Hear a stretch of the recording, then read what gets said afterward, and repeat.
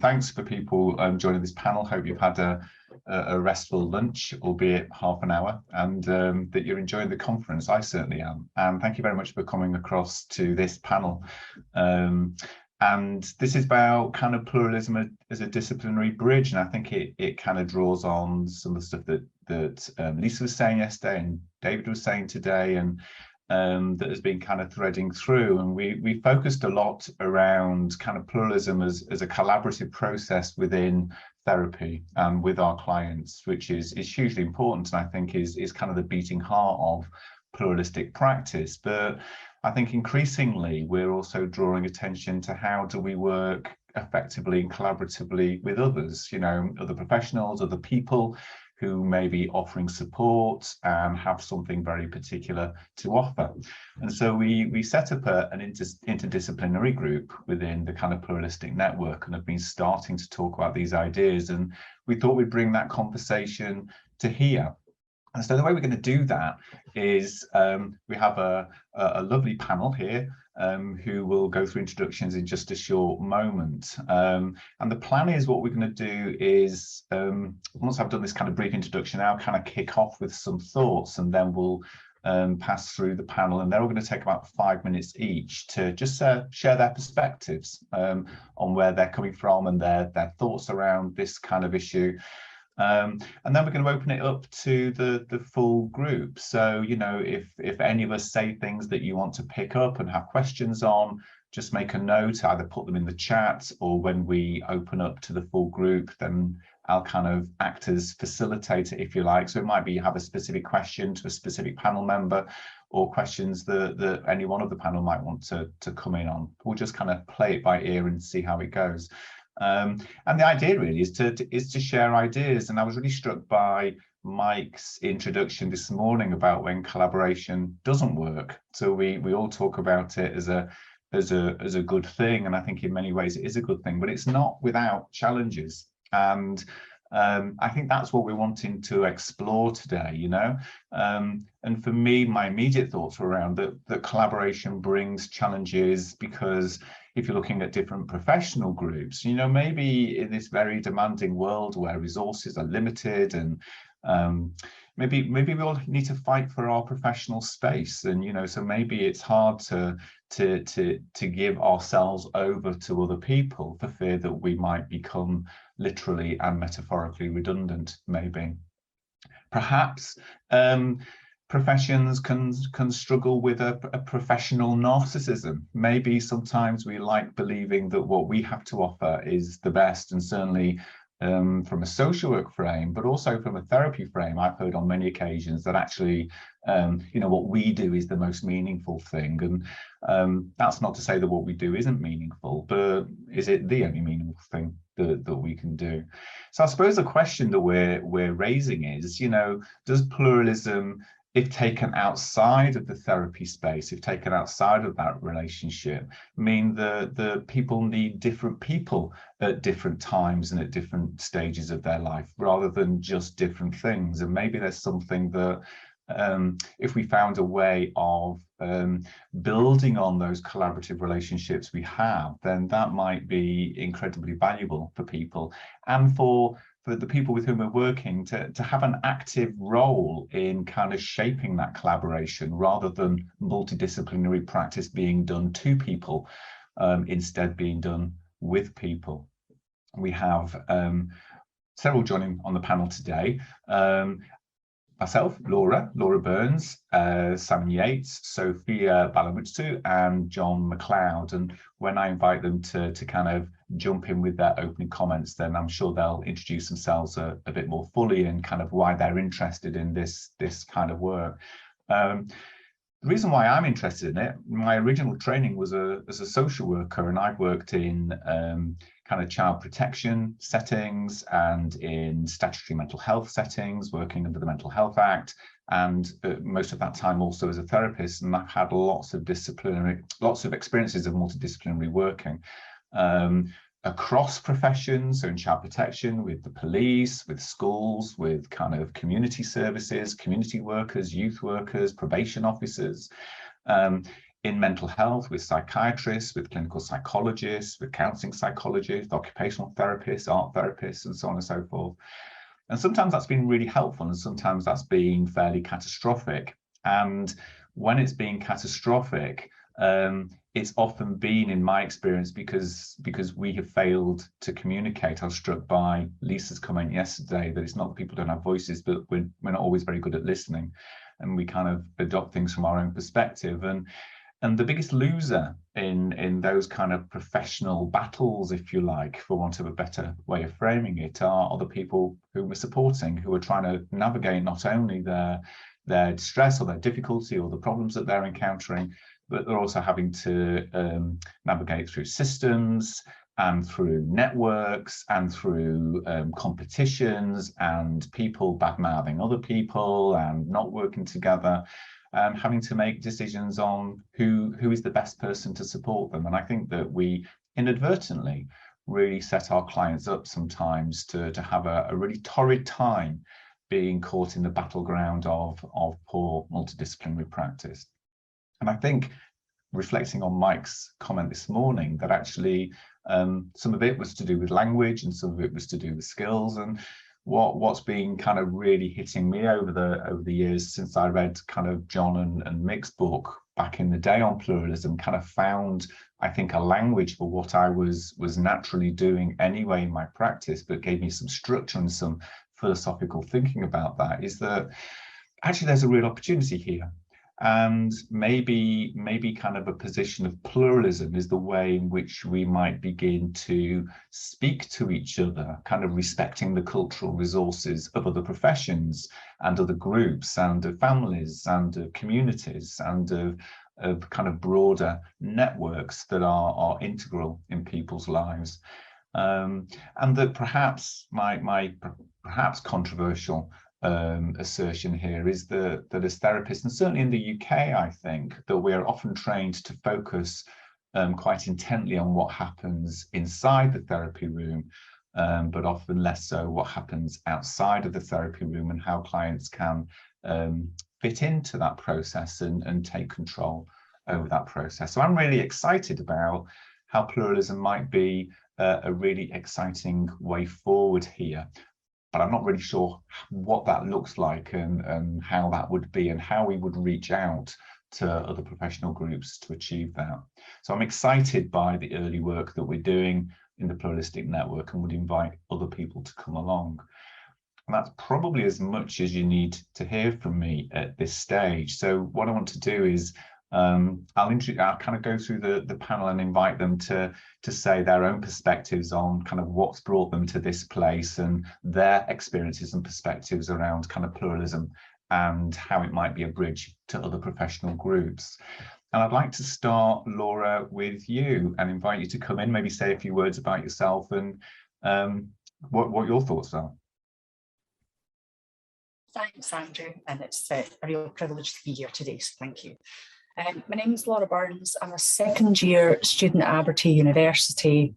I've got 26 years in the police, 12 of the most latter years, I was a hostage and crisis negotiator and most latterly the training lead for that specialism within Police Scotland.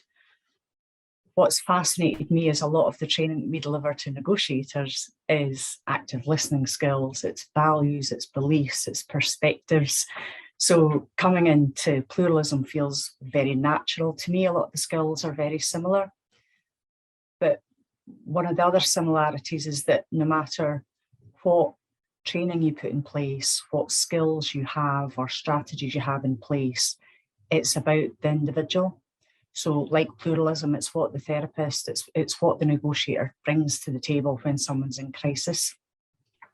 So you're never going to talk somebody back from the edge. You're never going to make somebody accept the options that you provide during counselling. It's their decision ultimately, and it's their decision to engage and to take part and bring themselves into the room.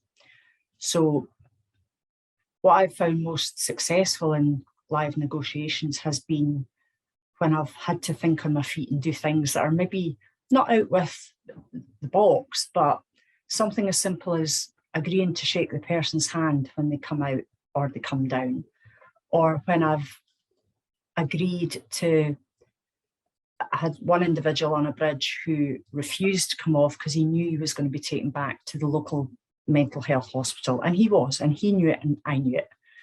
However, I agreed to go to the hospital with him and make representation to the consultant psychiatrist, explain what had happened, what his frustrations were, which meant he agreed to come. It was his decision to come down and come with me to the hospital. But to make that bridge, to have that conversation, to say, I need to connect you in to this hospital, I need to connect a consultant psychiatrist to you, and then I'll withdraw. So what brought me into counselling was, what now? I would walk away from that incident and the acute period of crisis and suicide intervention was maybe over. But what really interested me was how I could use those skills and the bits of me that drove me to offer that to that individual, with agreement of the incident commander accepted. But it was having the freedom to say, look, I'll come with you and I'll represent you and I'll make that bridging connection for you. And then look at that individual's problems in the longer term and the more chronic crisis that they were experiencing. I currently work in custody healthcare and interventions, which is about getting the right healthcare and support in for arrested persons. About 60% of people that are arrested and brought into our custody have more than one complex need now. We've got 100,000 people getting booked in a year through Police Scotland. So we have a really high risk population. And it's about how we're starting to have the conversation about how we can link in and look at alternatives to simply taking them to court. Because all we're seeing and all we're reacting to is their behaviour, and actually it's the causes behind that behaviour that I'm particularly interested in. So this is exactly why I'm studying counselling. It's specifically why I'm studying pluralism, because it's about the individual. You can have your menu of tactical options all day long, but unless you deliver them in a way that is receptive to that individual in crisis and understands and recognises their preferences and what they bring in and the cultural resources they bring into that counselling session, it doesn't matter if you use CBT or if you use ACT or if you use another acronym. Actually, what's going to matter is what that individual decides is working for him or her or them in that counselling space. So that's me. Yeah, that's really useful, Laura. Thank you. And can I take just a very quick follow-up question before I move on?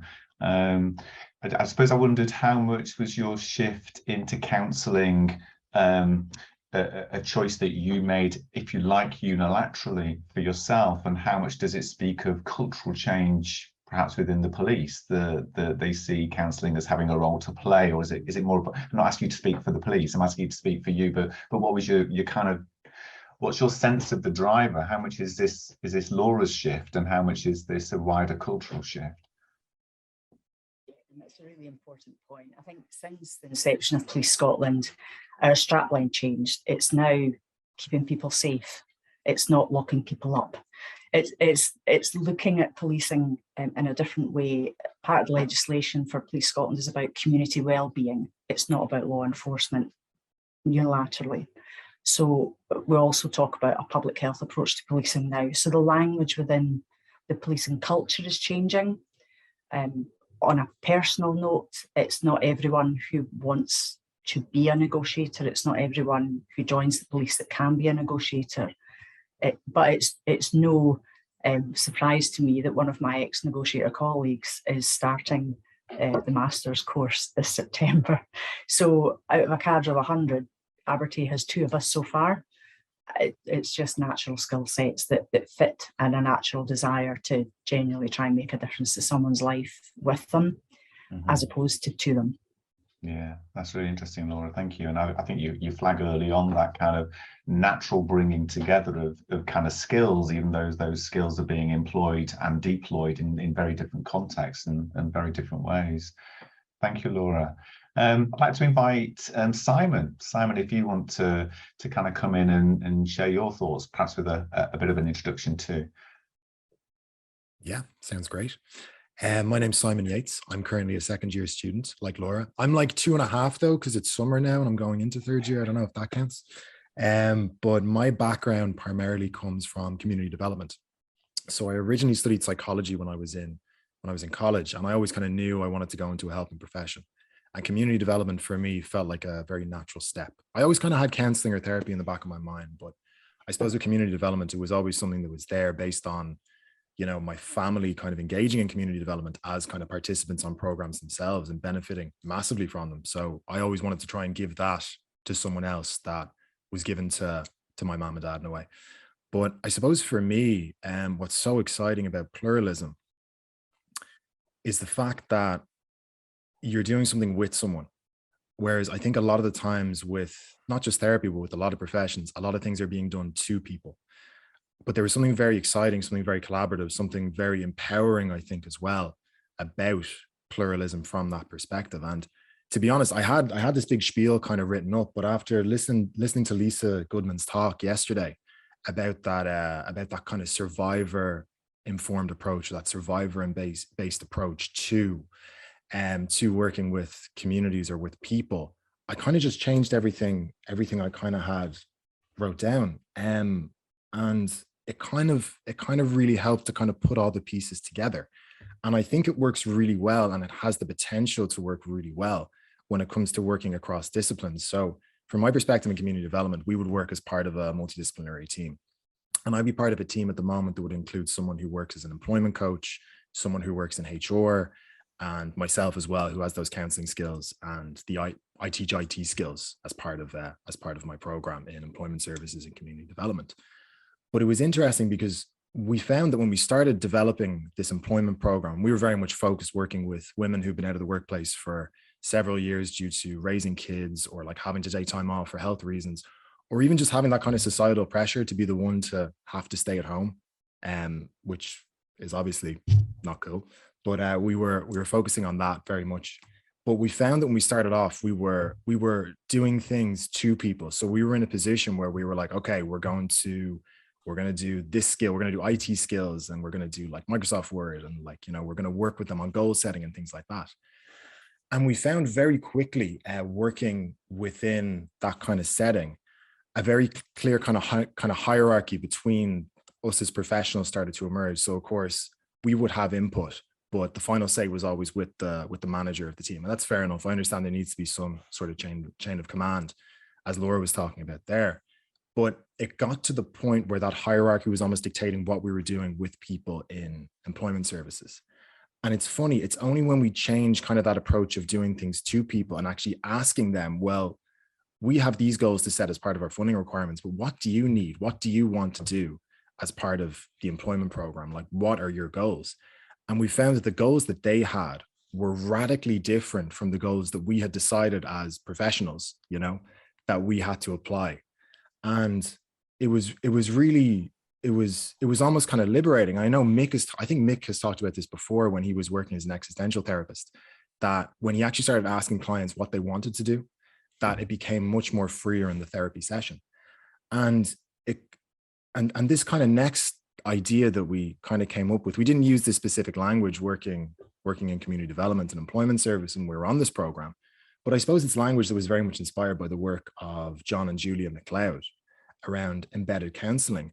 And I wonder, as a bridging or as a way to bridge, could we bring in this idea of embedded pluralism into multidisciplinary groups, where it's not one approach or one technique is kind of highlighted as like the way to go based on these kind of hierarchies that can exist within teams. And I think as well, in relation to like the medical profession, the psychiatrist is kind of top of the hierarchy. Maybe then you have the psychologist and then you have the counselors. But this idea of embedded pluralism, where the idea is that we work with the individual and we figure out what they need and what we need to do with them, not to them, and what they prioritize as being a really useful way of going forward that can kind of help to reduce those hierarchies within teams. So I suppose that's where I've got to so far in relation to it. And I haven't really got too much further than that, but I definitely think that Lisa's talk yesterday just made such a difference in relation to how I was able to kind of conceptualize that. So yeah, that's me. And that's my thoughts on that particular topic. That's great. Thank you, Simon. And I won't put you on the spot with this question now, but I think we'll come back to it because you talk about hierarchies in teams, and I suppose you made me think. I wonder if we who are delivering services are willing, able to give up our own power positions. You know, can we step away from the expert position and truly give our power away? And move away from the inevitable hierarchies that we seem kind of almost predisposed to want to create for ourselves all the time, and maybe that's a big challenge. Thank you for that, Simon. I'm sure we'll come back to that. So I'd like to go to Sophia now. Sophia, are you there? Yeah. Hold on. I have internet problems. Hold on a second.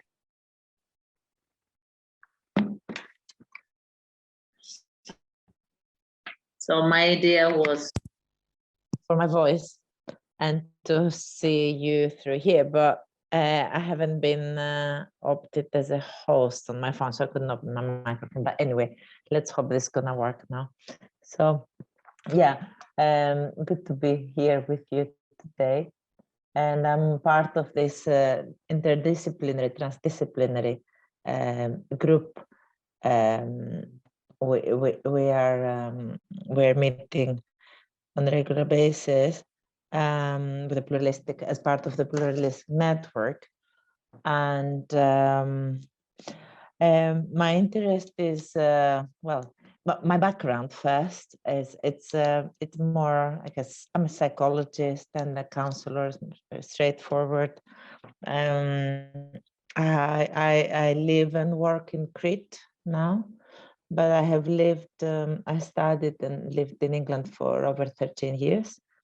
And then when I moved back to Crete, which is where I was born, in one of my jobs was to, and that's a bit I will focus a little bit more today. It was entering as a supervisor in a domestic violence non-governmental organization. So I'll speak with that hat today. And in the disciplinary group, it made sense. A lot of things that we were discussing made a lot of sense on how we connect with other disciplines, how we talk to each other. And definitely after yesterday's presentation by Liz, I thought, oh my God, we have such a long way to go to engage service users. That said, when I first came and they invited me to be a supervisor, they also gave me the agenda of how they work. And in that agenda, there was nowhere, well, what do the clients need? So we started introducing a pluralistic framework of what do clients want, what do they want from therapy, and what they want from therapy was very different and much less meaningful for the psychologists I was supervising. So these women wanted childcare and they wanted to study, to education, and they wanted access to benefits and how to move around the rat maze of bureaucracy, and they wanted access to lawyers, to the legal system, and they sometimes wanted bus tickets or food, and access to hospitals, priority, or access to public sector, for example, how to assess their children to get support in school, sort of learning difficulties. And then in terms of psychological, they wanted to improve their self-esteem and have more friends and hobbies. And sometimes they want a new partner. Now, none of this was part of the agenda of my colleagues when I joined them, because all of them wanted to shift them to get them out of the relationship. So I had very slowly tell them, unless we engage and we listen to what they need, these needs, maybe they don't want to move out of their village. Maybe they don't want to come to the shelter because the organization has a shelter, has a crisis line, and a lot of other supportive ways, such as counseling. So slowly they started listening to me and they started taking me seriously, and we started what Lisa was referring to, advocacy, and helping these women to find their ways in what they were really needing.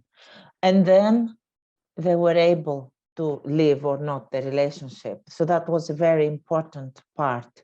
We needed to establish a relationship, trust us, give them what they needed, and then acknowledge whether they wanted to live or not the relationship. That was incredibly hard for me, incredibly hard as a supervisor, in that I needed to constantly hold myself back because I was getting very angry sometimes. You know, why don't they listen to what I'm saying, or what? Yeah, but as a supervisor, I could not see the risk and the risk to life that the psychologists were in front and they were facing, the counselors there. So I had to listen to very gruesome, painful stories and make sense. And then we started developing, you know, a before, during, after living sort of framework. And we were talking, okay, if they are in the before, what do they need? If they're in the middle, what do they need? If they are in the after?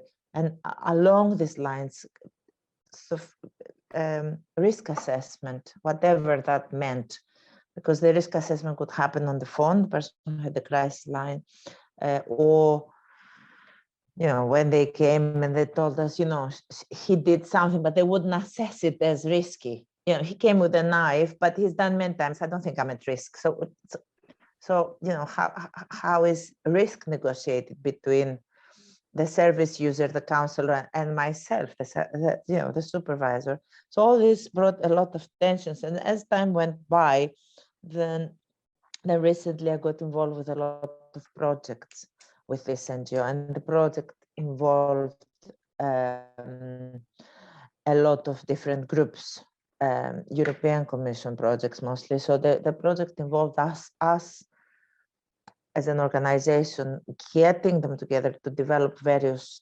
services.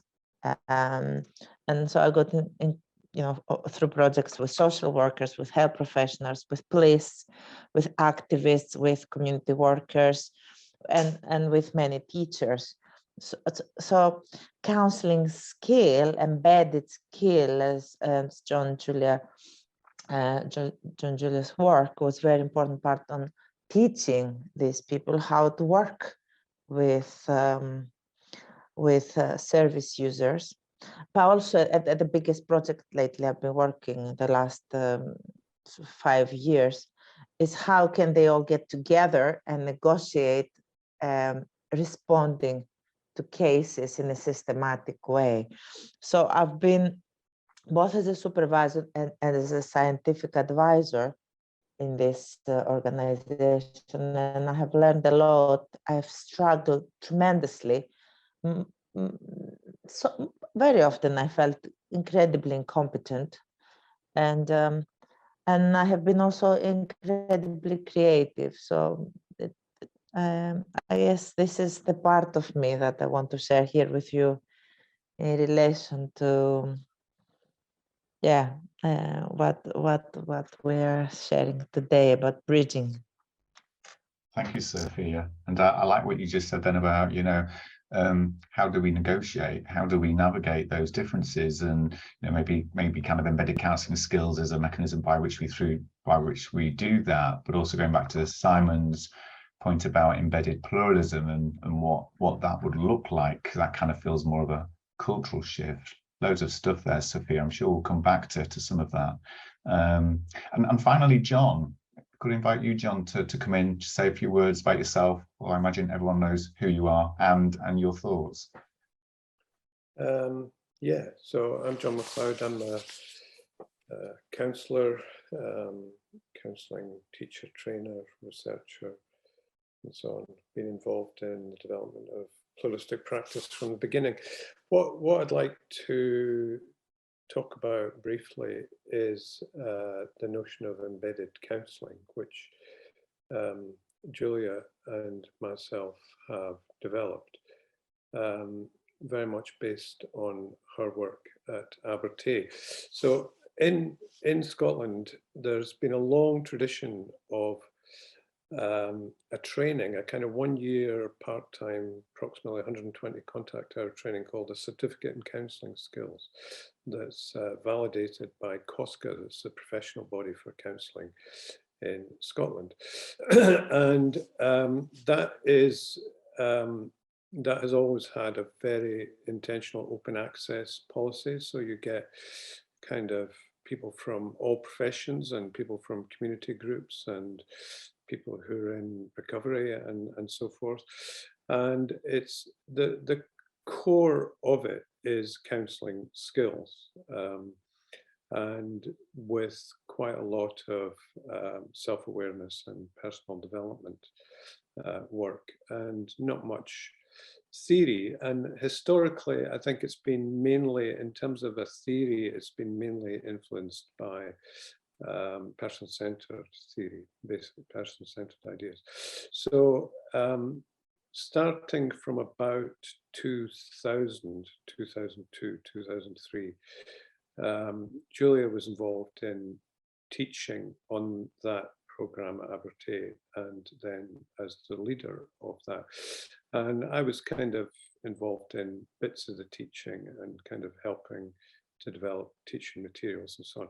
And what became apparent was that the counselling skills and the self-awareness were really, really useful for people, often actually life-changing for them to come on the course and to discover this, but didn't necessarily transfer back into the workplace of people like teachers, social workers, nurses, police officers, and so on. And we started to look at what that was about. And the first step, I mean, I'm simplifying a lot here, but the first step was really a kind of early version of the pluralistic framework. So it became apparent that many of the students on the course would have very brief opportunities, windows of opportunity, 10 to 20 minutes maybe, of that they could offer to a client or service user. And we started to look at whatever literature existed on what you could possibly do that was helpful in that, and kind of build it up into kind of what people could be trained to do. So the idea of goals, right? What do you want from this conversation? Tasks, how can we break that down into steps? And is there any part of it that we could accomplish now? And methods, like how to take this forward.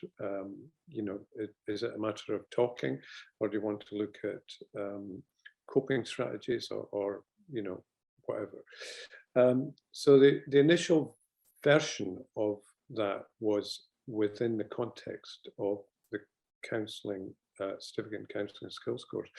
And we gradually called that embedded counselling, because it seemed to us that it wasn't just counselling skills, it was people who were primarily doing things like teachers were teaching and nurses were offering healthcare, but within that, embedded within that, there was emotional support and responding to people at point of crisis in their lives, and so on. So the counselling was, in the counselling process and the counselling kind of ideas were embedded within another role.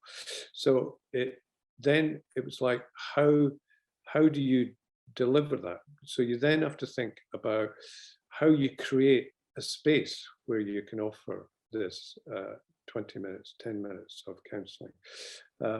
And so anyway, the model has got various ideas about that. And then the final part of the model, which has been kind of gradually kind of integrated into it over time, has been the organizational implications of this. So for example, if you are a teacher or social worker or police officer, and you're actually listening. I mean, the core skill often is listening, isn't it? So if you're listening and opening yourself up to somebody's, you know, terrible experiences and stories and powerful emotions in the moment, then you need support to help you to take care of that, or you'll burn out real quick. So it's got a lot of implications for the organizational kind of just acceptance of doing that work, but also some, not maybe supervision in the way that therapists would understand supervision, but some sort of support structures along the lines of consultation and supervision and so forth.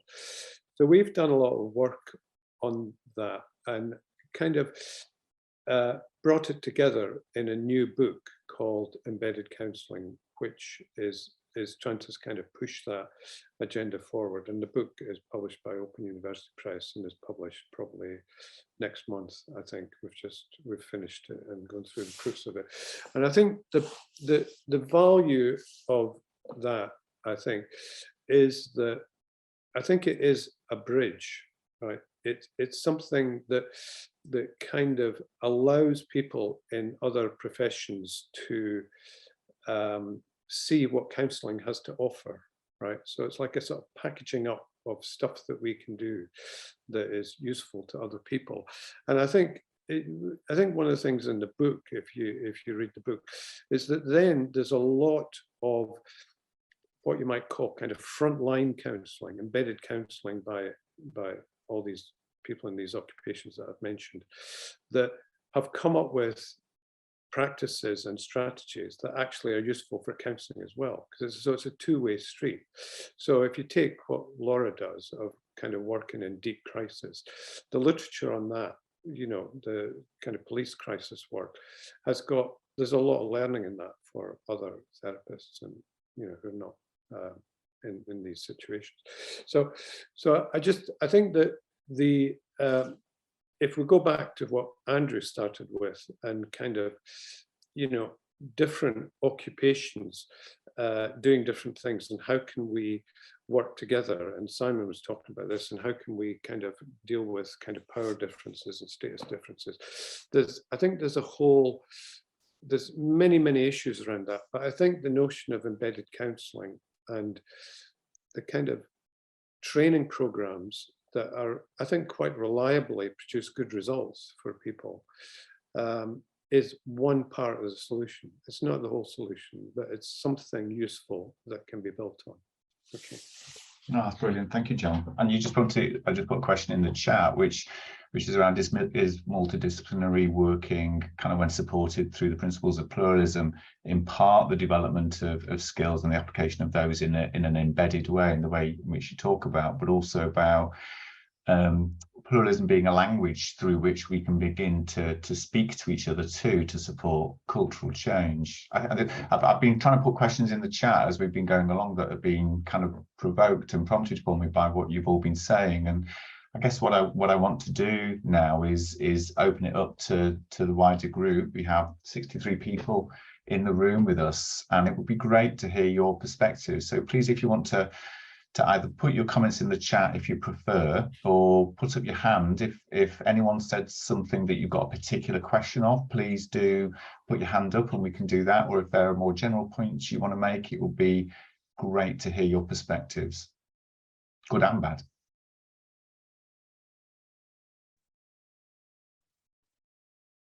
This is the point where we get the excruciating Zoom silence, and we think, please, somebody say something. Well, can I say something? You can, John. Yeah, okay. I think what's the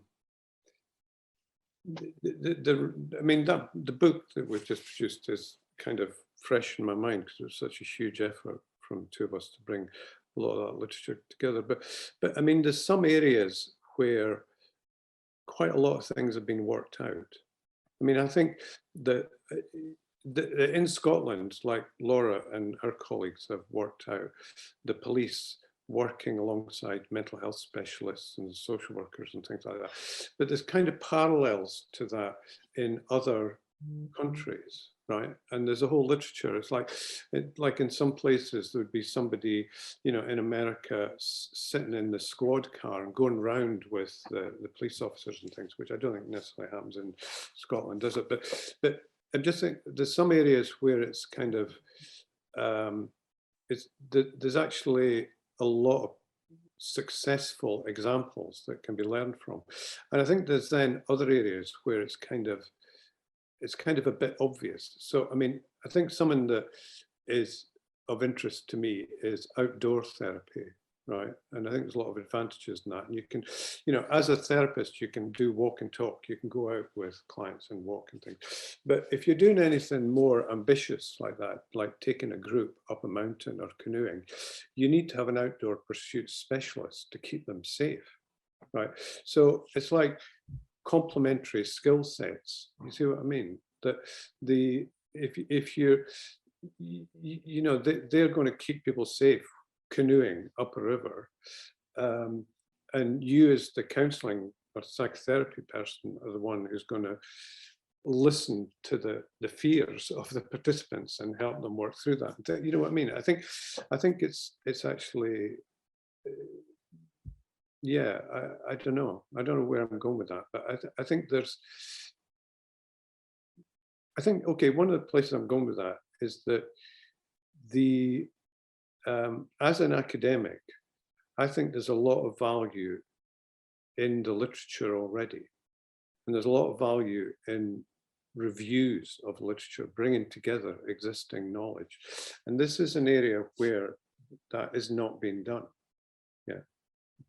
Well, what strikes me, John, as you're saying, we've got a comment from Kath and Gary's waiting as well, is that it's almost like an essential and desirable motivation to work together, because in mental health services I can offer what I can offer, but under UK mental health law as it stands, you know, if I need someone to be taken to a place of safety and they're in a public space, I can't do that. I need the police to do that. So I'm propelled into a position where multidisciplinary working is an absolute fabulous thing, because you solve a problem for me in that sense. Or if I'm taking somebody up a creek without a paddle, or whatever the expression is, you know, I need somebody who's going to know what to do, because I don't know that. So I wonder if, you know, when we're compelled to, it can work really well, but when it's desirable to, going back to Kath's comment in the chat, which I think is what we were talking about when Simon was talking, is Kath's written the main challenge is getting past hierarchical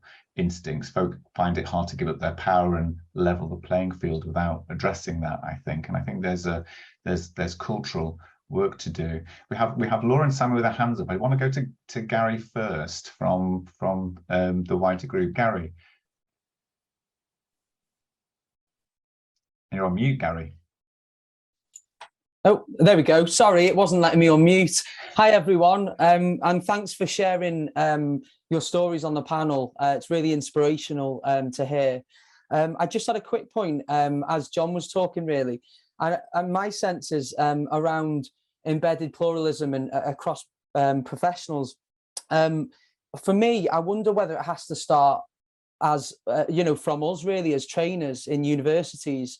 So I work in Ed Chill as a lecturer, and one of the things that we don't do enough of is pluralistic working with colleagues. So I liaise a lot with the nursing training and the social work training, but we don't do enough together as colleagues. And you know, one of my ideas was, can we get some pluralistic modules that are across professionals, that all professionals can liaise with and work on, and do shared activities and do shared learning. You know, you're starting to create a culture of shared language between professionals then, particularly Ed Chill, where we do a lot of, it's a very professional driven university. So we've got a lot of the different sort of core professionals there. One of the things we've also done is we've recently started doing a bit of a sub-department where it's sort of a mental health department where we're all together as different professionals. So we're already starting to look at how we map that out, really. But it's just a little point. I was wondering, you know, it got me thinking, do we need to change the way that we train and the way that we work in our practice with other lecturers, other trainers, other professors? And in doing so, bringing students together, I guess, is you know, from an academic university point of view. So I'm going to shut up because I could talk all day, but I just wanted to share that. And thank you for sharing everything already. You know, I said it's an interesting point, Gary. I would go further, if not a little controversially, and say maybe in the early stages we need to mandate training. And Mike was talking this morning about shared modules that students didn't like, and so they moved away. And maybe there's something about, well, actually, no, this is the way it is. And I'm reminded back in the day when I was in child protection, we used to do joint training with the police, and the police would sit one end of the room and we'd sit at the other end of the room, and we'd hate each other and think that they were really bad, and they thought we were just bleeding hearts and it was awful, and we were forced to do it. And by the end of the training, we actually had been facilitated to a very different place. And so maybe there's something about creating those shared training experiences, particularly in the early days, where actually that is how it is, and a new norm is forced until it's embraced. People might not agree with that. Laura, you had your hand up, and then Simon. Very similar experiences, Andrew, I think, over the years, unfortunately. One thing I wanted to pick up on what Gary has just said. Firstly, these aren't skills you switch on and off. So I see them being used not just in that crisis moment with a member of the public, but also with colleagues following an incident, or when they come on shift and it's clear there's something going on. It turns out their marriage is breaking down, they're still turning up to work. So I think there's a opportunity here for embedded counselling, not just to be outward looking, but actually within its own organisation to look after its own people, because the skills are there. And I think they are skill sets that certain individuals are naturally drawn to, or have that natural ability with, or learn them more easily than others.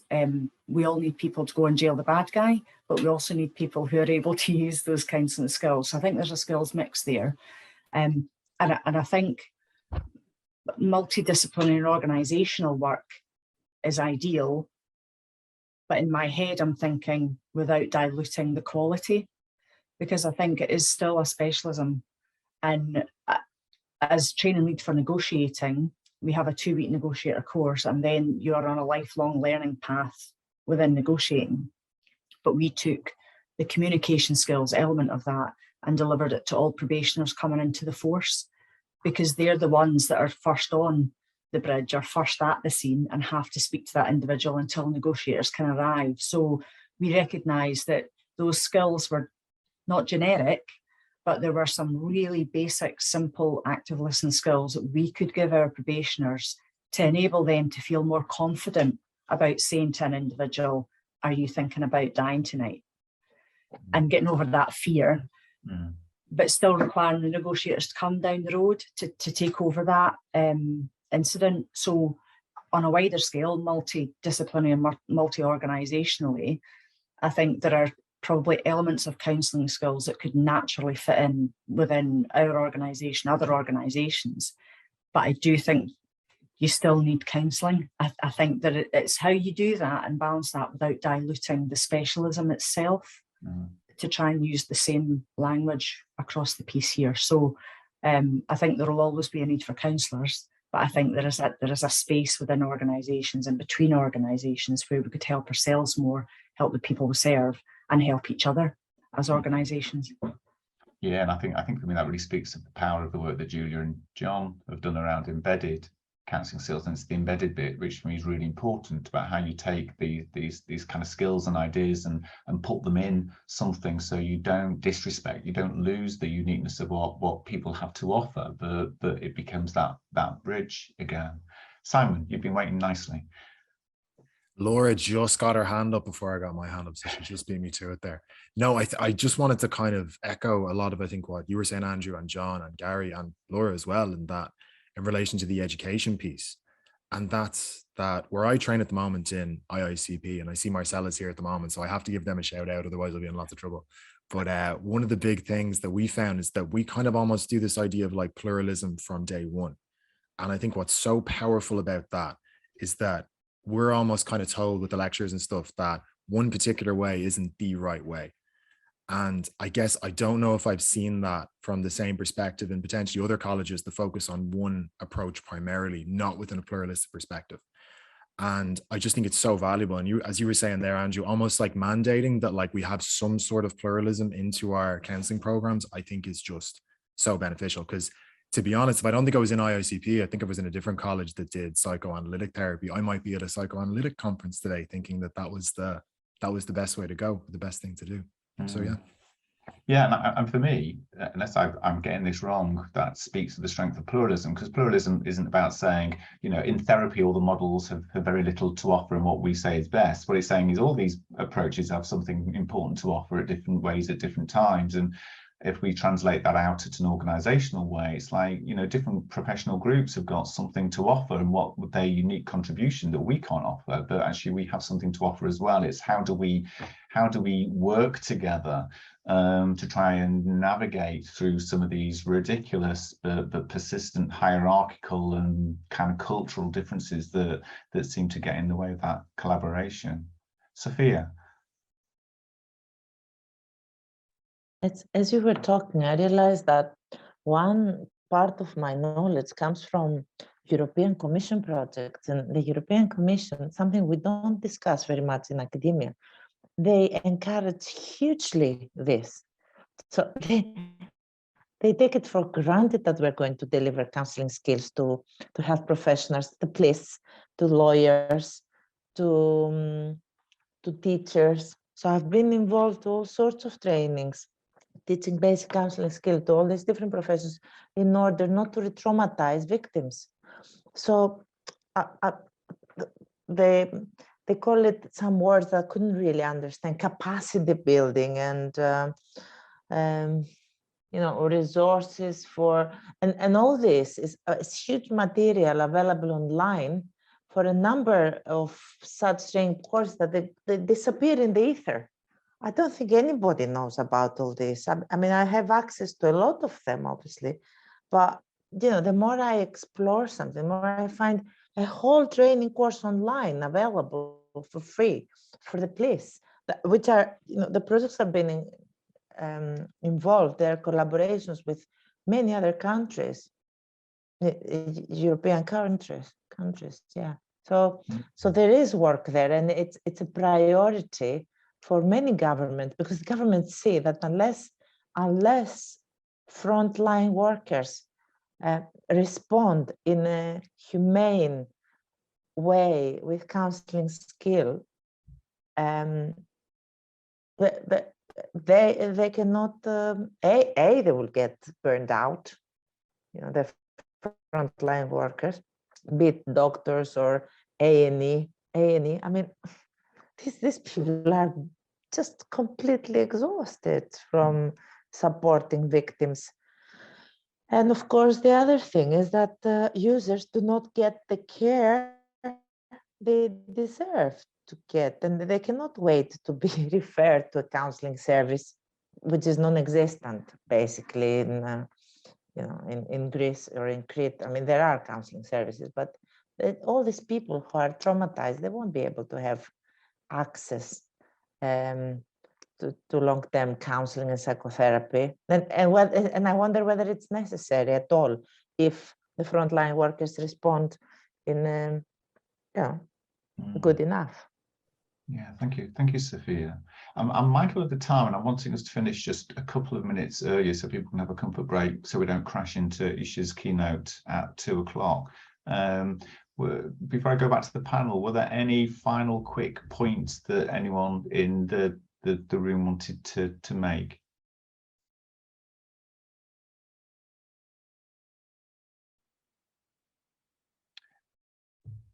Okay, so before we finish then, I just wanted to go back to the panel and not necessarily go around everybody, but are there any additional things that any of you want to say, things that you've not said that have occurred to you in the discussion? And I suppose the question is, where do we go from here with this? We have an interdisciplinary group now within the network, which we'd be really keen for people to join in if they so wish, but where do we go next? John? You're on mute, John.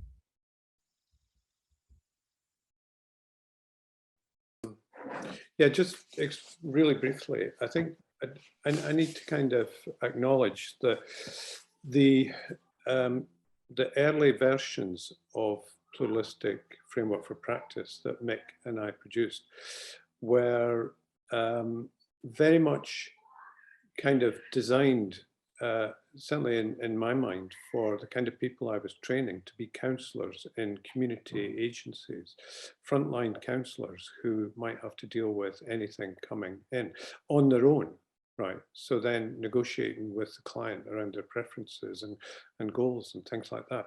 However, it was always clear to me that there was another kind of pluralism, which was more than one worker working with the client or working with the family or working with the community. And I mean, I think there's many examples of that, like in things like therapeutic communities and so forth. And I think that what you're doing, Andrew, is kind of pushing forward that side of pluralism that was always implicit in it and kind of logically necessary, but in terms of strategically getting the show on the road, 15 years ago or wherever it was, it would have just muddied the waters a bit. So apologies for the weird collection of metaphors in that final statement. But anyway, I just want to offer that perspective on the history of the network, really. No, that's really useful, John. And I guess just a final thought is because when you said that, I was thinking, so why is this important to me? And I think I've spent 35 years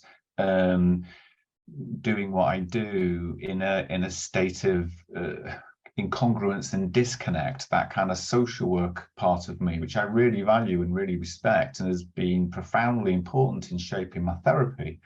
And the therapy part of me, which I hugely respect and greatly value, which has been so important in shaping my social work practice. And yet it seems to me that the only way I've been able to balance that as an individual is holding these two entities separately, which to me feels ridiculous, and it feels artificial, whilst acknowledging what you said, Laura, which is about, those identities are really important. And so I do hold the identities and the training experiences as discrete, if you like, but there are so many overlapping and informing factors that it's an artificial demarcation.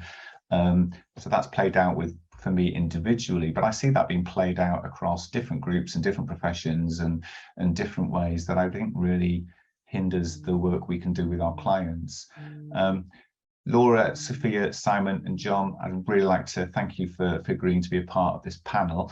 I put in the chat a link to the Pluralistic Practice website, the Get Involved. There's a whole range of networking groups. It might not be the kind of interdisciplinary, transdisciplinary group that you're interested in, but there are other groups. But if you are interested, there are emails there, drop them a line. And if you're interested in contributing to this conversation in an ongoing way, we'd be very, very happy to see you.